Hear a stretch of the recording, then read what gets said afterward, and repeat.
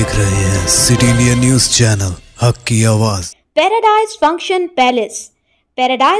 Palace महबूब नगर issues अन्नी కూడా మన అధ్యక్షులు చెప్పి మనం పార్టీ పరంగా ఏం చేయాలనేది మన ఇన్ఛార్జ్ గా వచ్చేసిన సాంబయ్య గారు భాస్కర్ గారు చెప్పి టైం ఎక్కువ అవుతుంది కాబట్టి నేను రెండు మూడు విషయాలు చెప్తా. ఇప్పుడు మనకు అన్వాడ మండలం వచ్చే వరకు నేను మా ఎంపీ వెంకటేష్ గారిని సురేందర్ రెడ్డి గారిని మీరు డైరెక్ట్ గా ఫీల్డ్ లోకి దిగాల్సిన టైం వచ్చింది. మీరు అక్కడనే కూర్చొని ప్రతి గ్రామంలో ప్రతి వార్డు స్థాయి వరకు మన కార్యక్రమాలు ప్రజల దగ్గర పోతున్నాయా, మన పార్టీ కార్యకర్తల కోఆర్డినేషన్ విషయంలో రేపు మండల ప్రెసిడెంట్ ఎవరు ఉండాలి, ప్రధాన కార్యదర్శి ఎవరు ఉండాలి, మండల టీం ఎవరు ఉండాలి, మీరు అందరు ప్రజలతో కూర్చొని సమన్వయపరిచే బాధ్యత మీ ఇద్దరిది. సభా వేదిక మీదనే మిమ్మల్ని రిక్వెస్ట్ చేస్తా ఉన్నా. ఎందుకంటే మన తర్వాత నాకు చెప్పలేదు కాకుండా మా జిల్లా అధ్యక్షులు గారు ఉన్నారు, ఇన్ఛార్జీలు కూడా ఇక్కడే ఉన్నారు. కాబట్టి రేపు అన్వాడ మండలంలోని ప్రతి ఎంపీటీసీ, ప్రతి సర్పంచ్, జెడ్పీటీసీ గెలిపించే బాధ్యత మీ భుజస్కంధాల మీదనే పార్టీ చేస్తా ఉంది. దీన్ని మీరు స్ఫూర్తితో స్వీకరించి పార్టీకి రిజల్ట్ తీసుకొస్తారన్న విశ్వాసంతో, మీ మీద సంపూర్ణమైన నమ్మకంతో నేను ఈ బాధ్యతను మీకు అప్పచెప్తాను. అలాగే మహబూబ్ నగర్ మండలం విషయానికి వస్తే మా అధ్యక్షుడు గ్రంథాలయ చైర్మన్ గారు ఉన్నారు. వారికి తోడుగా మన పెద్దలు సంజీవ్ ముదిరాజ్ గారు, వారు కూడా బాధ్యతలను మీదేసుకోవాలని చెప్పి రిక్వెస్ట్ చేస్తా ఉన్నా. వారికి సహాయంగా మిగతా నాయకులను మన టీం కూర్చొని, ఇక్కడ నియోజకవర్గ టీం కూర్చొని ఇంకా వారికి ఎవరెవరు సహాయంగా ఉండాలి అని చెప్పి మన సీనియర్ నాయకులను కూడా వారికి అప్పగించాలని చెప్పి నేను చెప్తా ఉన్నాను. మనం బాధ్యతలు పంచుకుంటేనే రాబోయే రోజుల్లో మనం అన్నిట్లో కూడా గెలుస్తాం. మంచి కార్యక్రమాలు మనం అద్భుతంగా చేస్తూ ఉన్నాం. దాన్ని ప్రజల్లోకి తీసుకుపోవడం, కార్యకర్తలను నా పనిలో పెట్టడం, నాయకులకు కోఆర్డినేషన్ బాధ్యతలు అప్పచెప్పడం, ఇవన్నీ కూడా ఈ 2 నెలల్లో యుద్ధ ప్రాతిపదిక మీద మనం చేయాలి. చేస్తేనే మనకు 100% రిజల్ట్ వస్తుంది. ఖచ్చితంగా మనకు నిధులు బ్రహ్మాండంగా రాబోతా ఉన్నాయి రాబోయే రోజుల్లో. మరి ఆ నిధులు వచ్చినప్పుడు మీ గ్రామంలో వేరే సర్పంచ్ ఉంటే మీకు క్రెడిట్ రాదు. సర్పంచులుగా, ఎంపీటీసీలుగా, వార్డు మెంబర్ స్థాయి నుంచి మన పార్టీ నాయకులను మీరు ఖచ్చితంగా గెలిపించుకుంటే గ్రామాన్ని అభివృద్ధి చేసిన గౌరవం కానీ, ఆ పేరు ప్రతిష్ట కానీ మీ అందరికీ కూడా దక్కుతుంది. కాబట్టి చాలా సీరియస్గా దీన్ని దృష్టి పెట్టండి. మహబూబ్ నగర్ టౌన్ విషయానికి వస్తే టౌన్ ప్రెసిడెంట్ లక్ష్మణ్ గారు ఉన్నారు, వర్కింగ్ ప్రెసిడెంట్ గారు ఉన్నారు. మీ అందరి నాయకులను కూడా కోఆర్డినేట్ చేసే బాధ్యత మా వినోద్ కుమార్ గారు ఈ టౌన్ నుంచి తీసుకోవాలా, వారి బాధ్యతను స్వీకరిస్తారని చెప్పి మీ అందరి సమక్షంలో వారికి కూడా బాధ్యత చెప్తున్నా. జిల్లా జనరల్ సెక్రటరీ గారు ఉన్నారు, జిల్లా నుంచి అనేక మంది రాష్ట్ర స్థాయి బాధ్యతలు, జిల్లా స్థాయి బాధ్యతలు ఉన్న అందరూ కూడా సీనియర్ నాయకులు ఉన్నారు. కాబట్టి వారందరూ కూడా కోఆర్డినేట్ చేసుకునే బాధ్యత వినోద్ కుమార్ గారు తీసుకొని ఇక్కడ మన పార్టీ ఇచ్చిన కార్యక్రమం కావచ్చు, రేపు ఎలక్షన్ కోసం మహబూబ్ నగర్ టౌన్ ను సమాయత్తం చేసే కార్యక్రమం కావచ్చు, మీరు సమన్వయం చేసుకొని అందరు సీనియర్ నాయకులతోటి కూడా వార్డు వైజ్ గా ఎట్లా పని విభజన చేస్తారో, ఎట్లా వాళ్ళను రంగంలోకి దింపుతారో అవన్నీ కూడా మీ పైన భారం పెడతా ఉన్నాం. ఇంకో ముఖ్యమైన విషయం చెప్పి నేను ముగిస్తా. 15, 16 డేట్స్ నేను మీకు అవైలబుల్ ఉంటా. మీరు ఏ రోజు మీరు అనుకుంటే ఆ రోజు మన కార్యక్రమం చేసుకుందాం. 15, 16 మీరు ఏ టైం చెప్తే మీరు ఒకసారి మన జనరల్ సెక్రటరీ ఇద్దరు ఉన్నారు, సంజీవ్ ముదిరాజ్ గారు, వినోద్ కుమార్ గారు, కూర్చొని షెడ్యూల్ ఫిక్స్ చేసుకోండి. నైట్ ఉంటుందా? మనకు ఇంతకుమంది అధ్యక్షులు చెప్పారు మనకు జూలై మొదటి వారంలో స్థానిక సంస్థ ఎన్నికలు వచ్చే అవకాశం ఉందని. దాని తర్వాత మనకు మున్సిపల్ కార్పొరేషన్ ఎన్నికలు వస్తాయి.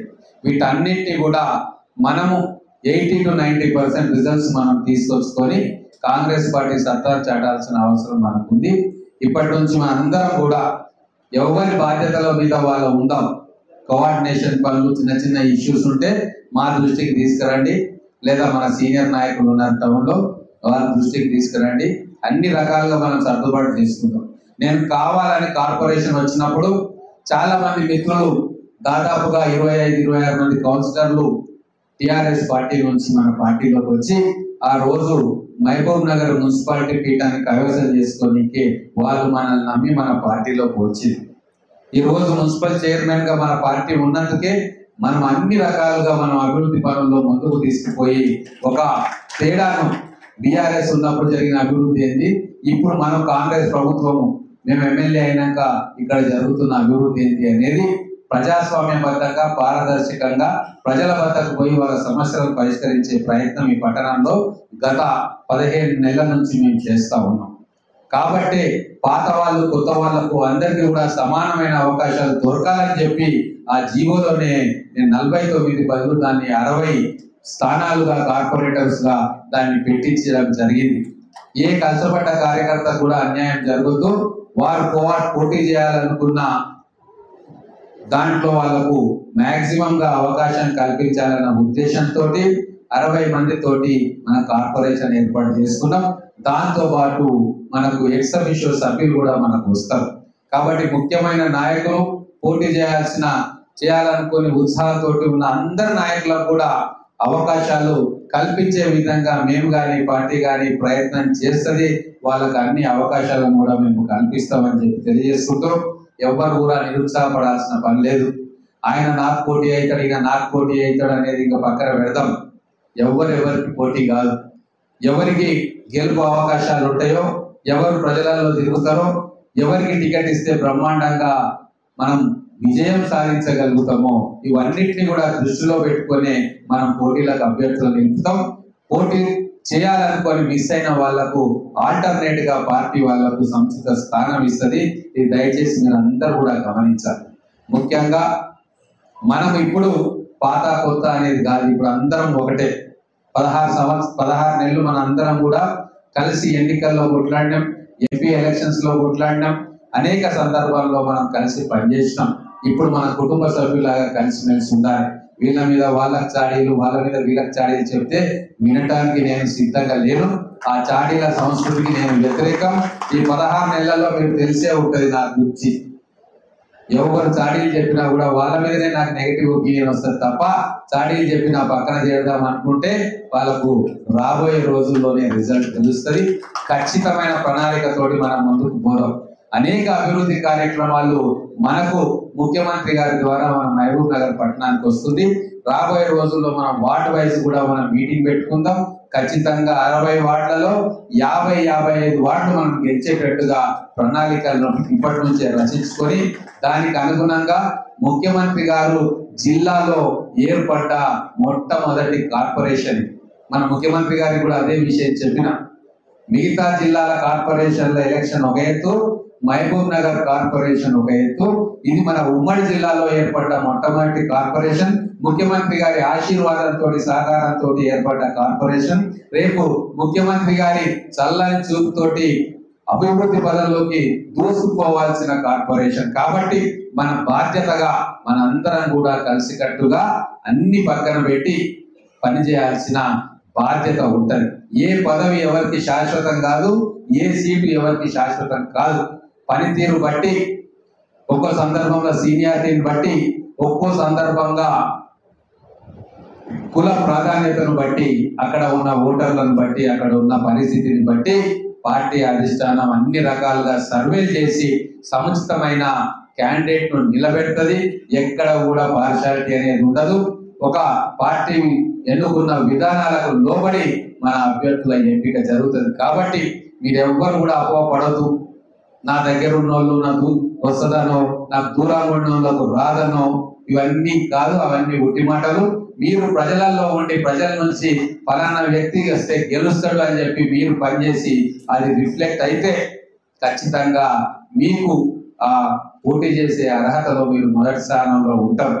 నాకు తెలిసి పార్టీ కూడా అబ్జర్వర్స్ పంపుతుంది, టికెట్ల ఎంపికలో కూర్చుంటారు, సర్వే చేస్తారు, ఎవరికి బాగా ఉంది అని ఆ ప్రాంతంలో అని చెప్పి అనాలిసిస్ చేసి అక్కడ ఉన్న కుల సమీకరణలు కావచ్చు, అక్కడ ఉన్న ఓటర్ పాపులేషన్, వాళ్ళ లెవెల్ ఆఫ్ థింకింగ్, అంటే స్లమ్స్ ఒక రకంగా, ఎస్సీ ఎస్టీ కాలనీలు ఎక్కువగా ఉంటే వాళ్ళకు ఒక రకంగా, కాలనీస్లలో ఒక రకంగా, ఎవరికి అభ్యర్థులు ఎక్కడ సూట్ అవుతారు, ఆ ప్రాంతానికి సూట్ అయ్యే అభ్యర్థి ఎవరు అని చెప్పి అన్ని కూలంకషంగా చర్చించిన మీదటనే అభ్యర్థుల ఎంపిక జరుగుతుంది కాబట్టి మనసులో మీరు ఎటువంటి సందేహాలు కూడా పెట్టుకోకండి. అన్ని రకాలుగా మీకు అండగా ఉండడానికి ప్రభుత్వం కానీ పార్టీ కానీ సిద్ధంగా ఉంది. కాబట్టి దీని మీద నుంచి ఇప్పుడు ఈ 2 నెలలు, ఈరోజు దాదాపుగా మే 15 అనుకుందాం, జూలై 15కు ఎలక్షన్స్ వస్తాయి. జూలై 15కు మనం రెడీ కావాలి. మొత్తం ఏ క్షణమైనా ఇది కాగానే కార్పొరేషన్ ఎన్నికలు వస్తాయి. కాబట్టి మనం అన్ని రకాలుగా ఈ 2 రోజుల నుంచి పెళ్లిళ్ళ సీజన్ అయిపోయినాక కార్యక్షేత్రంలోకి దిగాలి. ప్రతి ఇంటిని మనం టచ్ చేయాలి. ప్రతి ఒక్కరికి మనం చేస్తున్న అభివృద్ధి కార్యక్రమాలు, ఇక్కడ రేవంత్ రెడ్డి గారు తీసుకున్న నిర్ణయాలను ఇంటింటికి తీసుకుపోతే ఖచ్చితంగా మనం అనుకున్న లక్ష్యాన్ని నెరవేరుస్తామని చెప్పి ఆశతోటి మీ అందరి మీద విశ్వాసంతో నమ్మకంతో ముగిస్తా ఉన్నాను. జై కాంగ్రెస్, జై తెలంగాణ.